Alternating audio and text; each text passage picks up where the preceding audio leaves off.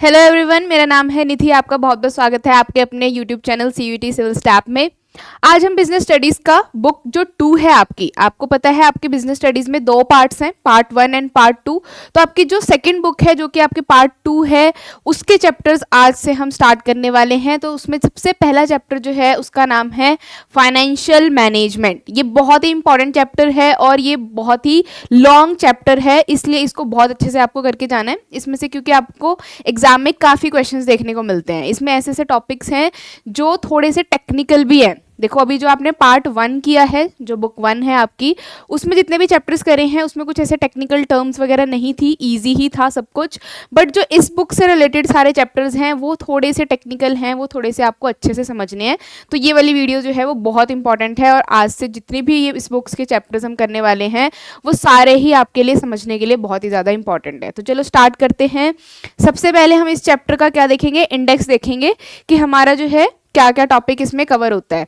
तो सबसे पहले जो है हम करेंगे मीनिंग क्या है, इंट्रोडक्शन क्या है फाइनेंशियल मैनेजमेंट का, क्यों फाइनेंस जो है वो किसी भी बिजनेस के लिए इंपॉर्टेंट होता है। देखो, जैसे कि हमारे जिंदा रहने के लिए हमारे अंदर ब्लड ज़रूरी है, ऑक्सीजन ज़रूरी है, इसी तरीके से बिजनेस को चलाने के लिए सबसे ज़्यादा इंपॉर्टेंट क्या है, फाइनेंस, पैसा। तो इसलिए हम इस फाइनेंस को कैसे मैनेज करते हैं एक ऑर्गेनाइजेशन में, वो सारी चीज़ें हम इसमें पढ़ने वाले हैं। जैसे हमारे पास जो भी पैसा आएगा वो कहाँ से आएगा, फिर अगर हमने पैसा जो है वो लेकर आ गए बिजनेस में, उसको हमने कहाँ कहाँ इन्वेस्ट करना है, उसके बाद जब हमने इन्वेस्ट भी कर दिया उसके बाद जो हमें प्रॉफिट हुआ उसको फिर किस तरीके से डिस्ट्रीब्यूट करना है, ये सारी चीज़ें हम इस चैप्टर में पढ़ने वाले हैं। तो देखो, इसका मीनिंग पढ़ेंगे, डेफिनेशन पढ़ेंगे, देन ऑब्जेक्टिव पढ़ेंगे, क्या ऑब्जेक्टिव है फाइनेंशियल मैनेजमेंट का।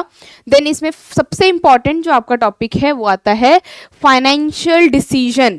फाइनेंशियल डिसीजन जो है वो बहुत इंपॉर्टेंट टॉपिक है इस चैप्टर का। इसमें आप जो है 3 टाइप्स के डिसीजन पढ़ते हो, financing, investing and dividend decision. तो ये आपका फुल फ्लेज एक टॉपिक है। फिर इससे रिलेटेड जितने भी फैक्टर्स अफेक्ट करते हैं उन तीनों ही डिसीजंस को वो पढ़ोगे। फिर फाइनेंशियल प्लानिंग एक टॉपिक है आपका। तो फाइनेंशियल प्लानिंग भी जो है एक तरीके से ये फाइनेंशियल मैनेजमेंट के ही अंदर इंक्लूड होता है, तो ये भी हमारा इसके अंदर ही हम पढ़ेंगे। देन आपके पास है कैपिटल स्ट्रक्चर, ये भी बहुत इंपॉर्टेंट टॉपिक है। और ये जो कैपिटल स्ट्रक्चर वाला टॉपिक है आपका, इसमें आपको एक 5 मार्क्स का प्रैक्टिकल क्वेश्चन आता है। क्या आता है, प्रैक्टिकल क्वेश्चन आता है, जिसमें आपको ईपीएस कैलकुलेट करना होता है, अर्निंग पर शेयर कैलकुलेट करना होता है। उसके बाद बताना होता है कि हमारा कौन सा प्रोजेक्ट या हम किस में इन्वेस्ट करेंगे तो हमें कितना फ़ायदा होगा, कितना अर्निंग पर शेयर जो है वो शेयर होल्डर्स को मिलेगा। तो ये जो है टॉपिक आपने बहुत ध्यान से करने हैं, ठीक है। तो ये था हमारा सिलेबस ऑफ दिस चैप्टर। चलो हम स्टार्ट करते हैं इस चैप्टर को। सबसे पहले इंट्रोडक्शन स्टार्ट करते हैं। तो फाइनेंशियल मैनेजमेंट, देखो नाम में ही देखो क्या लिखा हुआ है, फाइनेंशियल मैनेजमेंट, फाइनेंस से बना है फाइनेंशियल। तो इसका मतलब ये किससे रिलेटेड है, फाइनेंस से रिलेटेड है कहीं ना कहीं। तो आप पैसे को किस तरीके से मैनेज करते हो, यही सारी चीज़ें हमने इसमें पढ़नी है। तो देखो, हर ऑर्गेनाइजेशन में, खास करके जो लार्ज ऑर्गेनाइजेशन होती हैं, बिग ऑर्गेनाइजेशंस होती हैं, वहाँ पे आपको पता है कि बहुत सारा पैसा लगा होता है, उनके इन्वेस्ट होता है उनके बिजनेस में, लार्ज अमाउंट ऑफ कैपिटल जो है इन्वेस्टेड इन द बिजनेस। तो इस कैपिटल को, लार्ज अमाउंट ऑफ कैपिटल को किस तरीके से हमने मैनेज करना है, उसी को बोलते हैं फाइनेंशियल मैनेजमेंट।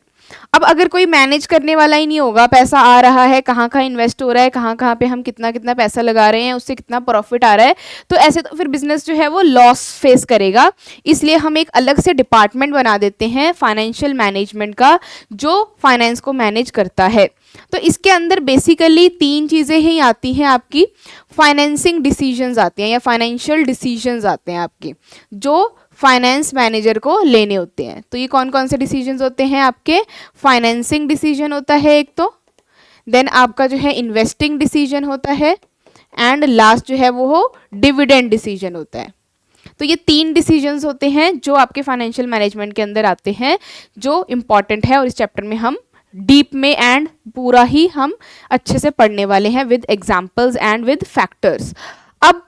अब देखो, फाइनेंशियल मैनेजमेंट कर क्यों रहे हैं, इसका ऑब्जेक्टिव क्या होता है, मेन एम क्या होता है या मेन गोल क्या होता है। तो फाइनेंशियल मैनेजमेंट का जो मेन एम है, हम इसलिए मैनेज कर रहे हैं क्योंकि इसमें different different types of share holders के पैसे इन्वेस्टेड हैं किसी भी कंपनी में। तो हम क्या करने वाले हैं, जो वेल्थ है, जो शेयर होल्डर्स को प्रॉफिट मिल रहा है शेयर्स में इन्वेस्ट करके, उनकी वेल्थ को इंक्रीज करने के लिए, तो मेन गोल जो है वो इसका होता है वेल्थ मैक्सिमाइजेशन। वैसे तो हर बिजनेस का गोल जो है वो प्रॉफिट अर्न करना ही होता है, बट अगर हम ब्रॉडर या लॉन्ग टर्म में सोचे तो वेल्थ मैक्सिमाइजेशन जो है वो इसका गोल होता है या ऑब्जेक्टिव होता है। तो ये थोड़ा सा हमने पढ़ लिया, समझ लिया फाइनेंशियल मैनेजमेंट होता क्या है। अब हम इसकी डेफिनेशन देखेंगे, और अगर हम इसको डिफाइन करें तो आप कैसे डिफाइन करोगे। Financial management involves the efficient procurement and allocation of funds.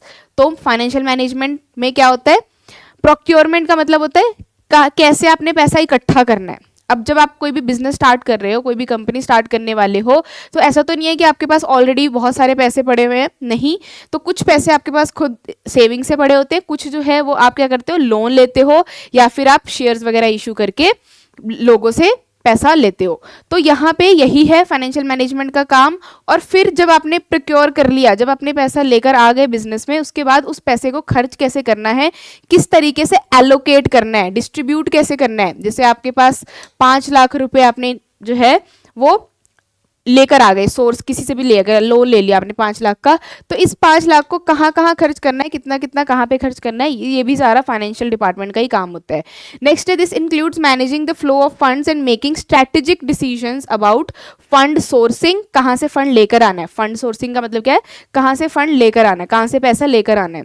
Then उसको कहाँ इन्वेस्ट करना है, इन्वेस्टिंग में भी आपके दोनों ही आ जाएंगे, लॉन्ग टर्म इन्वेस्टमेंट भी और short term investment. Long term investment हो जाएंगे जैसे आपके एसेट्स हो गए, उस पर कौन कौन से एसेट्स लेकर आने हैं, कौन कौन सी मशीन्स खरीद के लेके आनी है।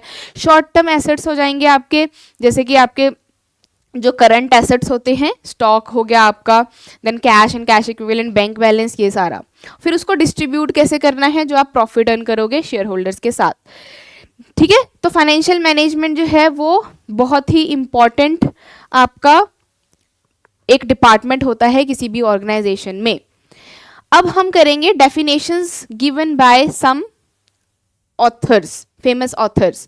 तो यहाँ पे फिलिप एटिस ने फाइनेंशियल मैनेजमेंट की डेफिनेशन देखो क्या दी हुई है, ये आप एग्जाम में जो है एडिशनल, देखो ये एडिशनल होता है, एक्स्ट्रा आपके एफर्ट्स होते हैं। वैसे तो आप सिंपल भी फाइनेंशियल मैनेजमेंट का मीनिंग यहाँ से इस तरीके से लिख के आ सकते हो, बट अगर आपको और ज़्यादा अच्छे मार्क्स चाहिए तो आप जो है किसी एक ऑथर की अगर डेफिनेशन लिख के आ जाते हो तो आपको अच्छे मार्क्स मिलते हैं। फाइनेंशियल मैनेजमेंट सुनो, अब फिलिप एटिस ने क्या कहा था, financial management is concerned with managerial decisions that result in the acquisition. अब ये जो कीवर्ड्स होते हैं ना, ये आपने याद करने होते हैं, acquisition and finance of long term and short term assets of the firm. As such, it deals with the situation that requires selection of specific assets or combination of assets, the selection of specific liabilities as well as problem of growth and size of the enterprise।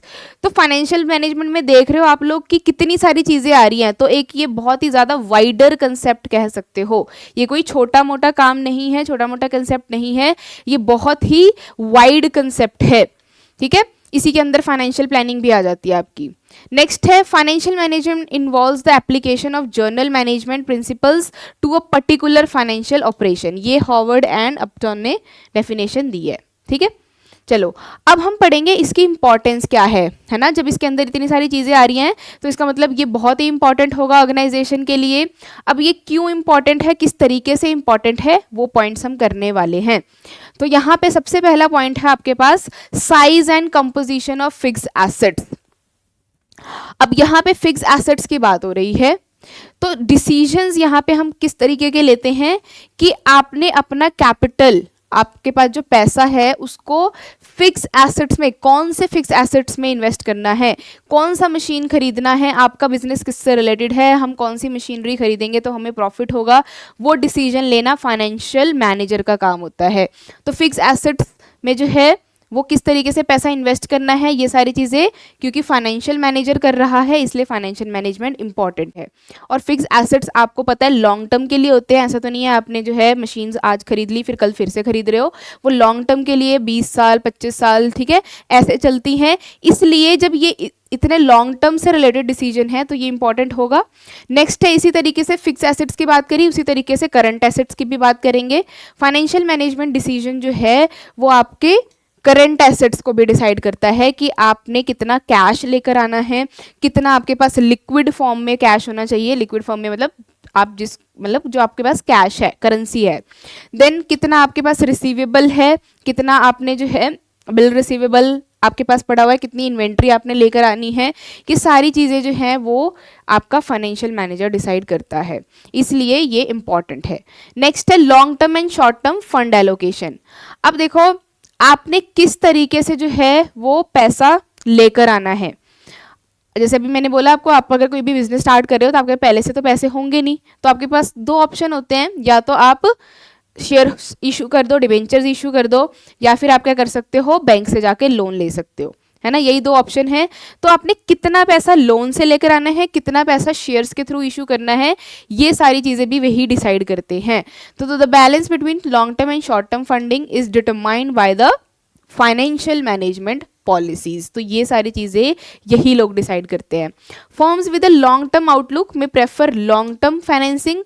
अगर किसी ने जो है बहुत ही लंबा project, बहुत ही बड़ा project पे वो काम कर रहा है और उस बिजनेस को जो है लार्ज स्केल पे चलाना चाहता है, तो उसको बहुत ज़्यादा पैसों की ज़रूरत होगी, तो वो क्या करेगा, लॉन्ग टर्म फंड्स के थ्रू जो है वो पैसा लेकर आएगा। मतलब ऐसी जगह से पैसा लेकर आएगा जहां पे उसको जल्दी ना हो वापस करने की, 10 साल 15 साल जो है वो पैसा आप आराम से वापस कर सके। अगर आपका कोई छोटा मोटा बिजनेस है तो आप शॉर्ट टर्म डेट्स यूज़ कर सकते हो, या फिर अगर आपके पास बहुत ज़्यादा सेविंग्स पड़ी हुई है तो आप जो है वो शॉर्ट टर्म इन्वेस्टमेंट पे जा सकते हो, मतलब 2 साल के लिए लोन ले लिया, 3 साल के लिए लोन ले लिया बैंक से। नेक्स्ट है लॉन्ग टर्म फाइनेंसिंग स्ट्रक्चर। अब ये क्या है आपका, financial management helps in determining, मतलब ये फाइनेंशियल मैनेजर जो है वो ये बताता है कि कितना आपने इक्विटी से पैसा लेकर आना है, कितना आपने जो है वो डेट से पैसा लेकर आना है, मतलब कितना उधार और कितना इक्विटी शेयर्स के थ्रू। नेक्स्ट है impact on profit and loss account. अब ये जो इससे पहले जितने भी हमने डिसीजंस की बात करी, फिक्स एसेट्स की बात करी, करंट एसेट्स की बात करी है हमने, देन हमने डेट एंड इक्विटी की बात करी है, तो ये जितने भी डिसीजंस हैं इससे क्या इफेक्ट होगा आपका, ये सारी चीज़ें आप अकाउंट्स जब प्रिपेयर करोगे तो उसमें प्रॉफिट एंड लॉस अकाउंट में सारी चीज़ें लिखोगे, एसेट्स को बैलेंस शीट में लिखोगे, तो आपका जो है ये डिसीजन जितने भी सारे हैं वो डायरेक्टली किसको अफेक्ट करता है, आपके प्रॉफिट एंड लॉस अकाउंट को अफेक्ट करता है। तो अगर आप ध्यान से चीज़ें जो है वो सिलेक्ट करोगे तो आपका प्रॉफिट एंड लॉस अकाउंट भी सही आएगा। मतलब सपोज करो आपने जो है डेट के थ्रू पैसा ज़्यादा लिया हुआ है, उधार पे ज़्यादा पैसा लिया हुआ है बैंक से, तो डेट पे आपको क्या पे करना पड़ता है, डेट पे आपको इंटरेस्ट पे करना पड़ता है ना। बैंक जो है वो आपको फ्री में तो लोन नहीं देता, उस पर आपको इंटरेस्ट पे करना पड़ता है। तो ये इंटरेस्ट जो है वो प्रॉफिट एंड लॉस अकाउंट में किस तरीके से शो होगा, प्रॉफिट एंड लॉस अकाउंट में ये खर्चे की तरह हम दिखाते हैं, एक्सपेंस की तरह दिखाते हैं। तो जब आप प्रॉफिट एंड लॉस अकाउंट बनाओगे तो खर्चे जो हैं आपके किस साइड आएंगे, डेबिट साइड आएंगे, है ना। तो जब आप एक्सपेंसेस, जब आप खर्चे आप ज़्यादा दिखाओगे इनकम से, इनकम क्रेडिट साइड पे आते हैं, तो आपको टैक्स भी कम पे करना पड़ेगा, आपकी इनकम कम आ जाएगी ना। जब आप खर्चे ज़्यादा दिखा दोगे तो आपकी इनकम कम हो जाएगी, इनकम कम हो जाएगी तो टैक्स भी कम देना पड़ेगा, तो आपको डेट में ज़्यादा फायदा होता है। ठीक है, देखो यहाँ पे पढ़ो, financial management decision directly influence the profit and loss account specially regarding expenses like interest and depreciation. High interest expenses or larger equity dividends can increase cost, thus impacting the overall profitability reflected in the P&L account. तो जो आप यहाँ पे decide करोगे चीज़ें वो directly जो है वो आपके प्रॉफिट एंड लॉस अकाउंट को अफेक्ट करेगा, और जो आपका नेट प्रॉफिट निकलता है P&L अकाउंट में वो भी डिफ्रेंशिएट करेगा। ठीक है जी, समझ आ गई बात। क्योंकि आपका देखो, अगर आप डेट से लेते हो तो आपने एक्सपेंस की तरह शो कर दिया इंटरेस्ट। अगर आप इक्विटी से पैसा लेते हो, मतलब आप अगर शेयर्स इशू करके पैसा लेकर आते हो, तब इक्विटी पे क्या हम देते हैं, डिविडेंड देते हैं ना। तो क्या डिविडेंड आता है आपके P&L अकाउंट में? नो। तो आप ये डिविडेंड तो शो ही नहीं कर रहे।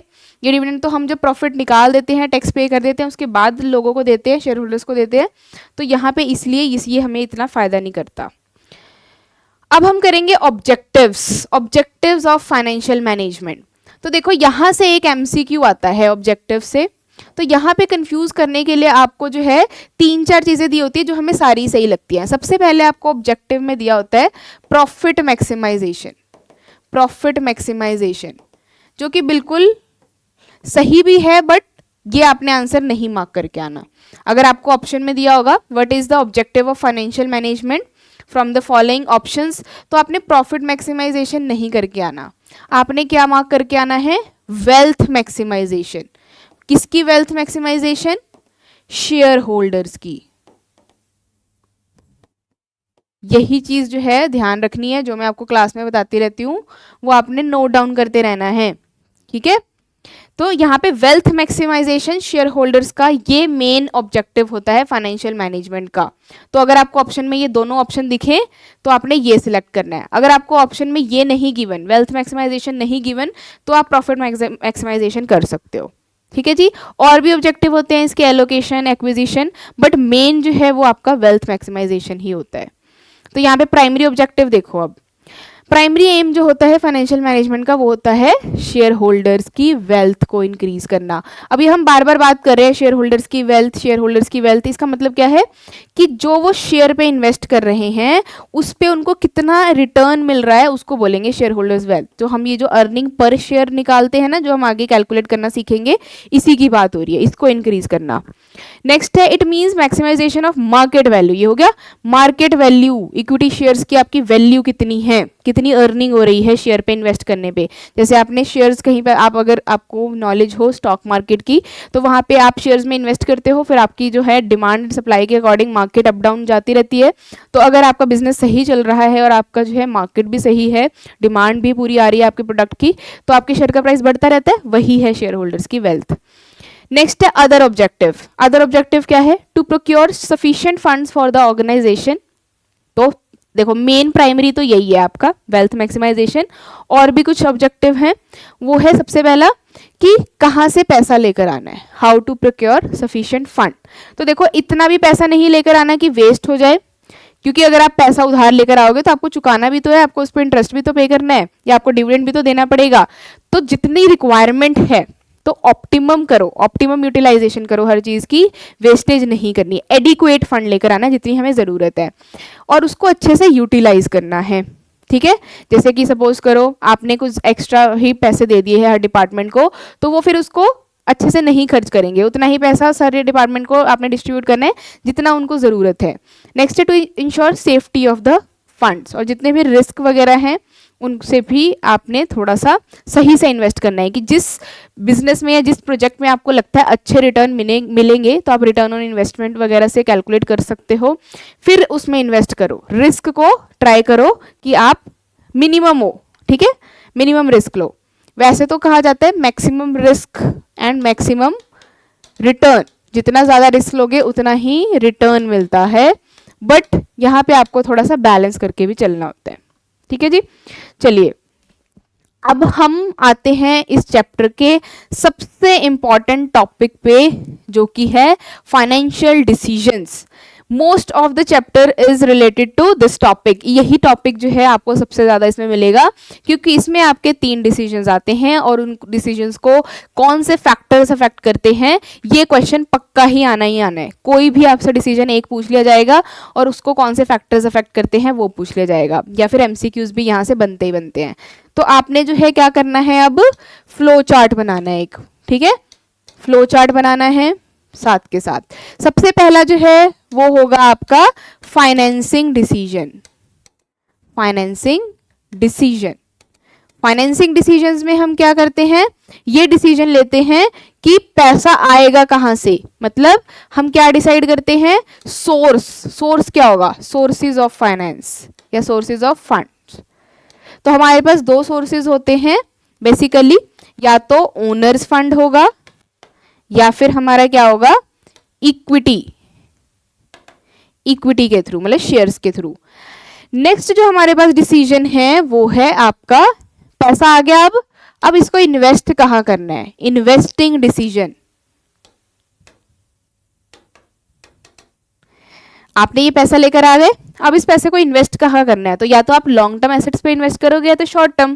तो यहाँ पे हमारे पास डिसीजन में दो होते हैं, डिसीजन लेने होते हैं हमें। एक तो लॉन्ग टर्म एसेट्स पे कितना पैसा खर्च करना है, और second short term. Long term जो हम एसेट्स पे डिसाइड करते हैं कि कितना पैसा इन्वेस्ट करना है, इसको हम एक और वर्ड कहते हैं, उसको बोलते हैं कैपिटल बजटिंग। कैपिटल बजटिंग बहुत इंपॉर्टेंट टर्म है ये। कैपिटल बजटिंग कहते हैं हम लॉन्ग टर्म एसेट्स में जो हम इन्वेस्टमेंट डिसीजन लेते हैं। शॉर्ट टर्म जो डिसीजन लेते हैं इसको हम बोल देते हैं वर्किंग कैपिटल। कौन सा कैपिटल? वर्किंग। आई होप आपने ये सुना होगा अकाउंट्स में, वर्किंग कैपिटल। तो ये हो गया हमारा सेकंड डिसीजन। जो हमारा लास्ट डिसीजन है, अब देखो हमने पैसा लेकर भी आ गए हम, और पैसा हमने इन्वेस्ट भी कर दिया। अब हमारे पास क्या रह गया? अब हमने इन्वेस्ट कर दिया तो यहाँ से हमें क्या मिलेगा? पैसा, प्रॉफिट होगा। तो हम जो है, जब हमें प्रॉफिट होगा उसके बाद हमने डिविडेंड देना है, या अपने पास पैसा वापस रखना है, या कितना डिविडेंड देना है। तो यहाँ पे डिविडेंड डिसीजन लेना है आपने। तो यहाँ पे देखो डिविडेंड डिसीजन में कितना डिविडेंड देना है, कम या ज्यादा, या फिर अपने पास रिटेन करके रखना है पैसा। रिटेन्ड अर्निंग्स बोलते हैं इसको, रिटेन्ड अर्निंग्स और हाउ मच डिविडेंड। ये दो डिसीजंस होते हैं इसमें लेने वाले। ठीक है, तो ये आपने जो है पूरा फ्लो चार्ट बनाना है अपनी नोटबुक में, और इसको याद कर लेना है। यहाँ से आपको आधा कंसेप्ट जो है वो समझ आ जाएगा, ताकि आगे के जो हम कंसेप्ट अभी डिटेल में पढ़ने वाले हैं वो इजी हो जाएगा आपको समझने के लिए। तो ये तीन डिसीजंस है फाइनेंशियल डिसीजन में, financing, investing and dividend. Financing में क्या लेना है कि हमने पैसा लेकर कहाँ से आना है बिजनेस में, इन्वेस्टिंग में कहाँ कहाँ इन्वेस्ट करना है, लॉन्ग टर्म में कितना करना है, शॉर्ट टर्म में कितना करना है, डिविडेंड में हमने कितना पैसा डिस्ट्रीब्यूट करना है अपने शेयर होल्डर्स को, और कितना पैसा अपने पास बचा के रखना है। अब क्यों बचा के रखती है ऑर्गेनाइजेशन अपने पास पैसा?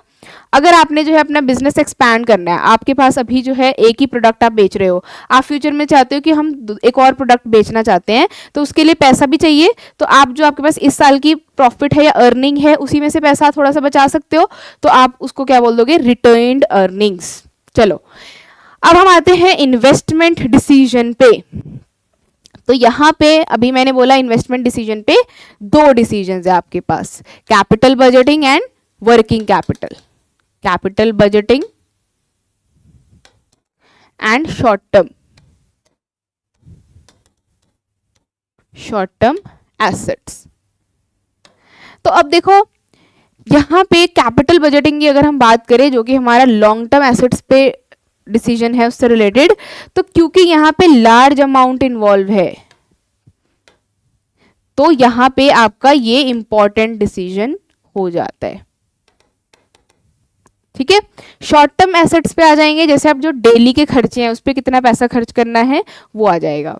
चलिए, तो यहाँ पे हम इंपॉर्टेंस देखते हैं, importance and scope of capital budgeting decision या फिर इन्वेस्टिंग डिसीजन। तो अगर आपको एमसीक्यू में आए कि हम लॉन्ग टर्म जो लॉन्ग टर्म इन्वेस्टमेंट डिसीजन लेते हैं, उसको आप क्या बोलते हो और क्या टर्म बोलते हो? आप बोलते हो कैपिटल बजटिंग। ये क्वेश्चन आता है एमसीक्यू की फॉर्म में। तो अब कैपिटल बजटिंग की इंपॉर्टेंस क्या है, या इस डिसीजन की इंपॉर्टेंस क्या है, इन्वेस्टमेंट डिसीजन क्यों इंपॉर्टेंट है? तो सबसे पहले है लॉन्ग टर्म ग्रोथ के लिए कैपिटल बजटिंग डिसीजन बहुत ही इंपॉर्टेंट रोल प्ले करता है किसी भी ऑर्गेनाइजेशन की ग्रोथ के लिए, क्योंकि आपका लॉन्ग टर्म एसेट्स अगर सही होंगे, आपने मशीनरी या जो भी चीज़ें खरीदी हैं जो आपके लॉन्ग टर्म तक काम आने वाली हैं, अगर वो सही होंगी तो आपको लॉन्ग टर्म के लिए क्या होगा? अच्छी ग्रोथ होगी और आप सर्वाइव कर सकोगे, अच्छे से प्रॉफिट जो है अर्न कर सकोगे। इसलिए ये इंपॉर्टेंट डिसीजन होता है।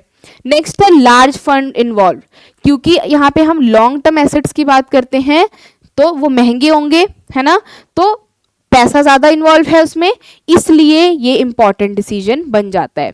देखो, investing in long term projects और acquiring fix assets require a significant financial commitment.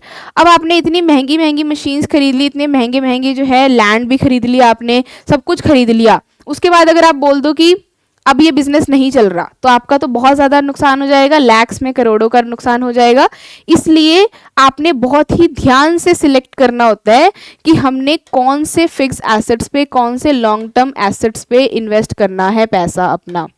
ठीक है। तो जैसे आप कोई स्टार्टअप करने जा रहे हो तो आपने बहुत ध्यान से चूज करना है मैं किस प्रोडक्ट में डील करूं, मैं किस चीज़ की मैन्युफैक्चरिंग करूं या मैं किस चीज़ की ट्रेडिंग करूं जिसमें मुझे फ़ायदा होगा, और मैं कौन कौन से एसेट्स पे पैसा लगाऊं।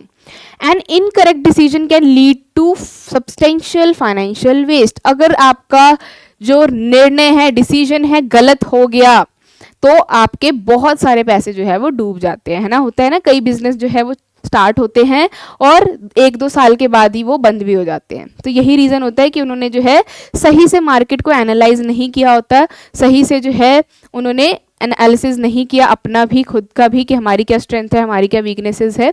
तो ये फिर ऐसी चीज़ें हो जाती हैं। अब है रिस्क इन्वॉल्वमेंट।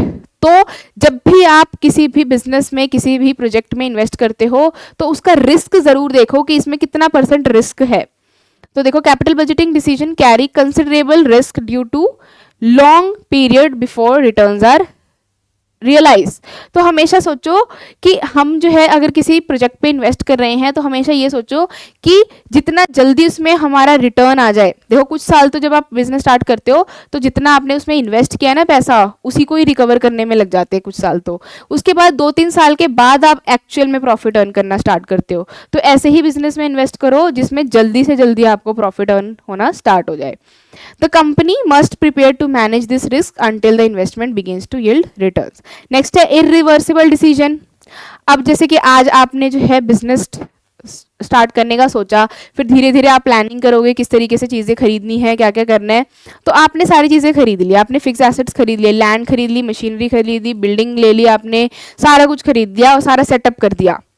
अब क्या आप अगले दिन बोल सकते हो कि नहीं, मेरा तो बिजनेस करने का मन नहीं है या मैं नहीं करूँगा, या अगर वो नहीं चला तो ये ओवरनाइट डिसीजन नहीं होता, कि इरिवर्सिबल नहीं है कि आज मैंने ये डिसीजन ले लिया, करोड़ों रुपए जो है इन्वेस्ट कर दिए और कल मैं बोल रही हूँ कि मैंने तो बिजनेस चलाना ही नहीं है, मुझसे नहीं होगा। तो ये इसलिए बहुत इंपॉर्टेंट डिसीजन है आपका capital budgeting, long term investment decision. तो देखो, capital budgeting choices are generally difficult to reverse as they require substantial funding and incur heavy cost. अगर आप जो है इतना पैसा कहीं पे इन्वेस्ट कर रहे हो तो आप यही चाहोगे कि मेरा बिजनेस जो है वो ज़्यादा से ज़्यादा टाइम तक चले और मैं सर्वाइव कर सकूं, है ना। तो ये इसलिए इंपॉर्टेंट है। तो ये आपके जो है इंपॉर्टेंट पॉइंट्स हैं किससे related, importance and scope of capital budgeting decision या फिर इन्वेस्टमेंट डिसीजन। तो देखो, कुछ कुछ आपके डिसीजन जो है उनके इंपॉर्टेंस भी आपने याद करके जाने हैं और इनके फैक्टर्स, ठीक है। चलिए,